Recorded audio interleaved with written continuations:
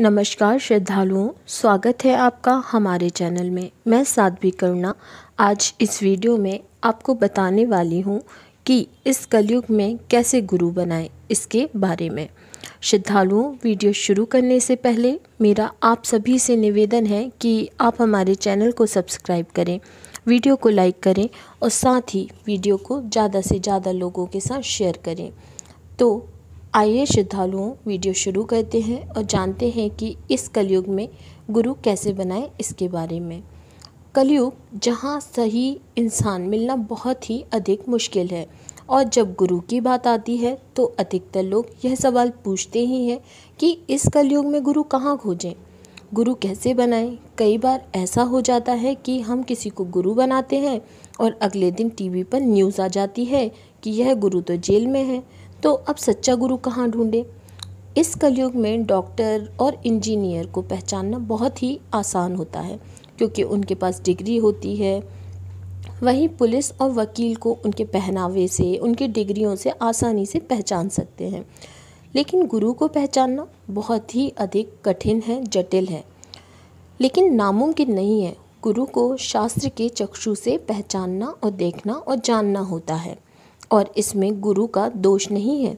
दोष हमारा होता है क्योंकि हमारी परख में कमी होती है। हम ही सच्चे गुरु को नहीं पहचान पाते क्योंकि मनुष्य अंधी दौड़ में शामिल हो जाता है, अंधी श्रद्धा में शामिल हो जाता है, किसी को भी गुरु स्वीकार कर लेता है। पहले उनकी परीक्षा करो, उनको परखो।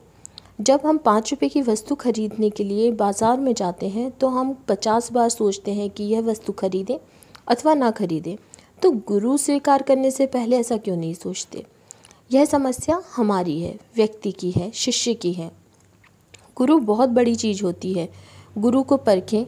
यदि आपके मन में गुरु बनाने की जिज्ञासा है तो आपको मैं बताती हूँ कि कैसे आप गुरु को परख सकते हैं और कैसे आपको पता चलेगा कि गुरु सही है और आप इस कलयुग में सही गुरु खोज पाएंगे। शास्त्रों के अनुसार इस घोर कलयुग में किसी गुरु में ये गुण होना चाहिए जो मैं अभी बताने वाली हूँ, तो आप उसे गुरु स्वीकार करें अथवा ना करें। लेकिन अगर इन 5 में से एक भी गुण कम है तो नहीं चलेगा, क्योंकि ये बुद्धि प्रदान बात हो जाती है और हम भाव प्रदान में चल रहे हैं। ये सभी गीता, रामायण और महाभारत के अंदर की ही बात है, इनसे कुछ भी बाहर नहीं है।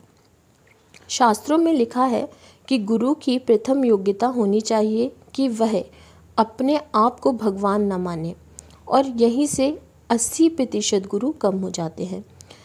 शिष्य गुरु को भगवान माने वो एक अलग बात है, लेकिन गुरु अगर स्वयं को ही भगवान समझ ले तो वह गुरु कहलाने योग्य नहीं होता। क्योंकि कई बार आपने देखा होगा, कई गुरु ऐसे होते हैं जो स्वयं को भगवान ही बोलते रहते हैं। यह जो उनका व्यवहार है, आचरण है, यह गलत है। गुरु की अगली योग्यता होनी चाहिए कि वह राम, कृष्ण या विष्णु का भक्त होना चाहिए। वही एक सच्चा गुरु हो सकता है। जो राम, कृष्ण और विष्णु में अपनी श्रद्धा भक्ति रखता है वही सच्चा गुरु है, क्योंकि भगवान के ये तीनों स्वरूप भजने वाले हैं। अगर आप किसी भी गुरु से सुने तो पहले उसे परखें कि कहीं वह अपना समय, तो आपका समय, अपना समय, सबका समय तो नहीं वेस्ट कर रहा। गुरु की तीसरी योग्यता होनी चाहिए कि उसकी 6 इंद्रियां कंट्रोल में हो, नियंत्रण में हो। 6 इंद्रियां हैं वाणी, मन, क्रोध, जिह्वा, उदर और उपस्थ। ऐसा ही व्यक्ति गुरु कहलाने के योग्य होगा जिसकी ये 6 इंद्रियां कंट्रोल में होंगी, नियंत्रण में होगी। चौथी योग्यता है कि गुरु जो बोलते हैं वो उनके स्वयं के जीवन में होना चाहिए, मतलब वे स्वयं उसका अनुसरण करें। ऐसा ना हो कि जो शिष्य को बोल रहे हैं, जो ज्ञान दे रहे हैं, वे खुद उस बात का पालन ही नहीं कर रहे, सिर्फ शिष्य को बोल रहे हैं कि ये करो। ऐसा नहीं होता। गुरु वह होता है जो आचरण से उपदेश देता है। 5वीं और आखिरी योग्यता है कि जो 4 संप्रदाय हैं उसके अंतर्गत गुरु दीक्षित होना चाहिए। गुरु शिष्य परंपरा के अंतर्गत गुरु दीक्षित होना चाहिए। इसे एक उदाहरण से समझिए।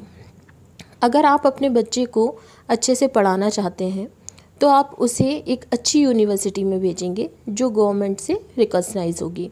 ना कि किसी ऐसी यूनिवर्सिटी में पढ़ाएंगे जिसका कोई नाम नहीं है, कोई पहचान नहीं है, जो वैलिड ही नहीं है। ठीक उसी प्रकार इस कलयुग में शिक्षा दीक्षा देने के लिए भगवान ने 4 यूनिवर्सिटी बनाई हैं, जिसे शास्त्रीय भाषा में संप्रदाय कहते हैं। अब संप्रदाय क्या होता है? वास्तव में देखा जाए तो जो ईश्वर हैं उनके द्वारा ये 4 संप्रदाय बनाए गए हैं: पद्म संप्रदाय, रुद्र संप्रदाय, कुमार संप्रदाय और श्री संप्रदाय। ये है परंपरा। तो गुरु इन संप्रदाय में से ही होना चाहिए। अगर उनमें से गुरु नहीं है तो वह गुरु बनाने योग्य नहीं है। ये शास्त्रों का अनुसरण करवाते हैं, आपके आचरण, आपके नियंत्रण सभी पे कार्य करते हैं। अगर गुरु को संप्रदाय के बारे में पता ही नहीं है, उसे ज्ञान ही नहीं है, तो वो आपको क्या ज्ञान देगा? वो शिष्य नहीं बना सकता। अगर उसने शिष्य बना भी लिया या आपने उसे गुरु बना भी लिया तो आपके जीवन में कोई ऐसे बदलाव नहीं आने वाले जो आप चाहते हैं। हो सकता है आपका जीवन और बदतर हो जाए।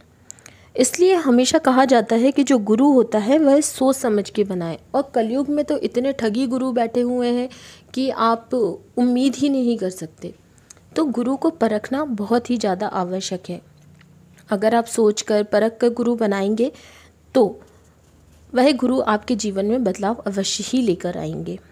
और परखने के लिए आपको अभी 5 चीज़ें बताई हैं। अगर उन चीज़ों का वे अनुसरण करते हैं तो आप उन्हें गुरु अवश्य ही बना सकते हैं। अगर वे 4 संप्रदायों में से एक हैं तो आप उन्हें गुरु धारण करिए। यह परखने की सबसे अच्छी कला है। तो मुझे आशा है कि यह जानकारी आपको पसंद आई होगी। अगर आप हमारे चैनल पर नए हैं और अभी तक आपने हमारे चैनल को सब्सक्राइब नहीं किया है तो हमारे चैनल को सब्सक्राइब करें, बेल बटन को दबाएं जिससे कि नए वीडियो का नोटिफिकेशन आपको मिल सके। जानकारी को अपने मित्रों के साथ शेयर करें, वीडियो को लाइक करें और वीडियो पर कमेंट करें। धन्यवाद।